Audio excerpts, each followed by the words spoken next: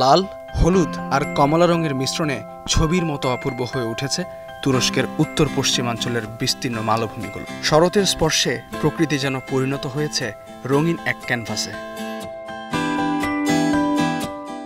তুরস্কের দুর্জে প্রদেশে প্রকৃতির নয়নাভিরাম এই সাজ পাখির চোখে দেখলে ফুটে ওঠে এক অপূর্ব অনুভূতি। স্বর্গের কোনো অপরূপ ছবির মতোই লাগে এমন দৃশ্য। দুর্জের গোলাকা জেলা ও বলুর তাশকেস্তি জেলার সীমান্তে অবস্থিত এই পুরেনীল মালভূমি। দূর থেকেই চোখে পড়ে সারি সারি পাইন গাছ আর শান্ত জলরাশি। অনেক প্রকৃতিপ্রেমী বিমোহিত হবেন প্রকৃতির এই সৌন্দর্যে। শহর থেকে প্রায় ২৮ কিলোমিটার দূরে ও প্রায় ১৪০০ মিটার উচ্চতায় এই মালভূমি অবস্থিত ইস্তাম্বুল ও আঙ্কারার মাঝামাঝি অঞ্চলে। জনবসতির কাছে হওয়ায় পর্যটকদের কাছে এটি একটি আদর্শ গন্তব্য। শুধু পুরেনীলই নয়, এখান থেকে পর্যটকেরা বালিকলি, দেরেবালিক ও হেরা মালভূমির মতন দর্শনীয় স্থানে যেতে পারেন খুব সহজেই। এই অঞ্চলগুলোর উচ্চতা ৮০০ থেকে ১৯০০ মিটার পর্যন্ত।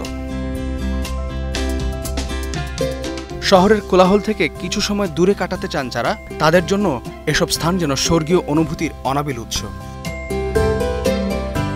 ইস্তেহাদুল মাহমুদ, স্টার নিউজ।